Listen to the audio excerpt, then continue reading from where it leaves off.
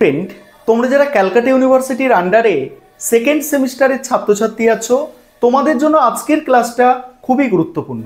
আজকের ক্লাসে তোমাদের ইএনভিএস অর্থাৎ পরিবেশবিদ্যা সাবজেক্টের 5 নম্বরের প্রশ্নের লাস্ট মিনিট সাজেশন নিয়ে আলোচনা করব।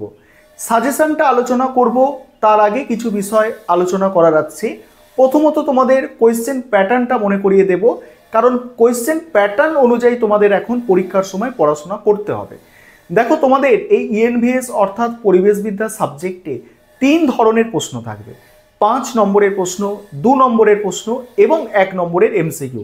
দেখো, আমি সাইডে লিখে দিয়েছি। 5 নম্বরের প্রশ্ন 4টে অ্যান্সার করতে হবে, 2 নম্বরের প্রশ্ন 10টা অ্যান্সার করতে হবে, আর 1 নম্বরের 10টা এমসিকিউর অ্যান্সার করতে হবে। এই হচ্ছে তোমাদের কোয়েশ্চেন প্যাটার্ন।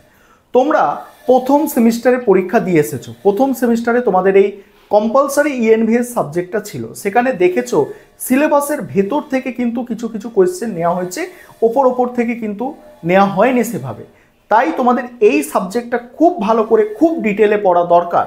তবে পরীক্ষার সময় কি হয় যে আমাদের অন্যান্য অনার্স সাবজেক্ট থাকে বা মেজর সাবজেক্ট, মাইনর সাবজেক্ট থাকে এমডিসি কোর্সের ক্ষেত্রে। সেক্ষেত্রে আমাদের যে মেন সাবজেক্ট সেগুলোর ওপর গুরুত্ব দিতে গিয়ে এই যে সাবজেক্ট কম্পালসারি সাবজেক্ট সেগুলোর ওপর কিছুটা গুরুত্ব আমাদের কমে যায়। সেক্ষেত্রে সমস্যা আসতে পারে। তাই তোমাদের জন্য আমি বাছাই করে প্রশ্নগুলো রেখেছি, অধ্যায় ভিত্তিক বাছাই করে প্রশ্নগুলো রেখেছি। এছাড়া যদি কিছু প্রশ্ন তোমাদের খুব ইম্পর্টেন্ট বলে মনে হয়, তোমরা অবশ্যই কমেন্টে জানাবে। তোমাদের আমি অধ্যায় ভিত্তিক সব থেকে গুরুত্বপূর্ণ 4টে 5টা করে প্রশ্ন এক একটা অধ্যায় থেকে আমি রেখেছি। আবারও বলছি, অন্যান্য প্রশ্ন পড়তে পারলে অবশ্যই তোমরা পড়বে, তবে এই প্রশ্নগুলো অতি অবশ্যই তোমরা দেখে যাবে, কারণ এই প্রশ্নগুলো তোমাদের যে সিলেবাস আছে সেই সিলেবাসের মধ্যে থেকে সব থেকে গুরুত্বপূর্ণ প্রশ্ন। চলো এবারে তোমরা সম্পূর্ণ সাজেশনটা দেখে নাও।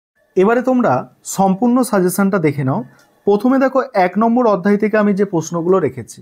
প্রথম প্রশ্ন আছে পরিবেশগত শিক্ষা কাকে বলে, তার সঙ্গেই আছে পরিবেশগত শিক্ষার গুরুত্ব বা তাৎপর্য লেখো। দ্বিতীয় প্রশ্ন হচ্ছে তিবলিসি সম্মেলন বা ঘোষণাপত্র কি। তারপরে 3 নম্বর প্রশ্ন আছে, দেখো পরিবেশগত শিক্ষার ইতিহাস আলোচনা করো। 4 নম্বর প্রশ্ন পরিবেশগত শিক্ষা এবং পরিবেশ সচেতনতার মধ্যে পার্থক্য। পরিবেশগত শিক্ষা এবং পরিবেশ সচেতনতার মধ্যে পার্থক্য।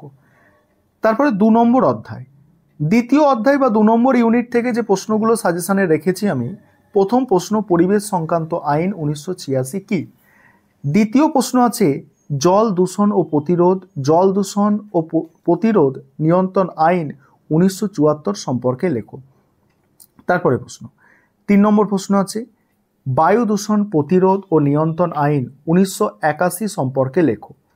নেক্সট আছে, দেখো বন্যপ্রাণী সুরক্ষা আইন 1972 সম্পর্কে লেখো। তারপরে আছে পরিবেশগত বিধি ও প্রতিবিধান বাস্তবায়নে সমস্যা। পরিবেশগত বিধি আর যে প্রবিধান আছে সেটা বাস্তবায়নে কি সমস্যা আছে সেটা আলোচনা করো। পরের প্রশ্ন হচ্ছে মল্টিক প্রোটোকল আর কিয়োটো প্রোটোকল সম্পর্কে লেখো। অর্থাৎ এই দুটো তোমরা টিকা আকারে তৈরি করবে। 3 নম্বর অধ্যায় থেকে যে প্রশ্নগুলো করতে হবে তোমাদের, 3 নম্বর অধ্যায় বা ইউনিট 3 থেকে যে প্রশ্নগুলো আমি রেখেছি। প্রথম প্রশ্ন পুনর্বাসন ও পুনর্স্থাপন বলতে কি বোঝো।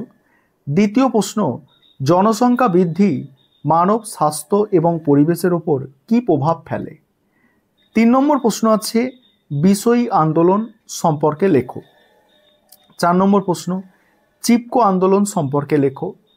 5 নম্বর প্রশ্ন সাইলেন্ট ভ্যালি আন্দোলন সম্পর্কে আলোচনা করো।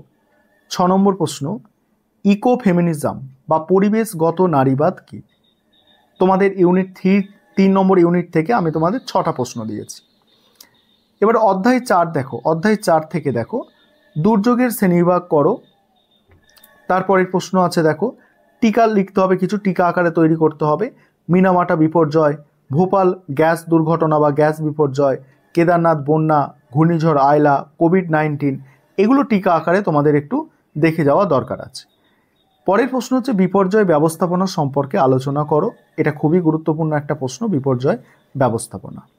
নেক্সট আছে বন্যা বলতে কি বোঝো, এর কারণ আলোচনা করো। অর্থাৎ বন্যা কাকে বলে, বন্যার কারণ। 5 নম্বর অধ্যায় থেকে দেখো, 5 নম্বর অধ্যায় থেকে আমি 3টে প্রশ্নই রেখেছি।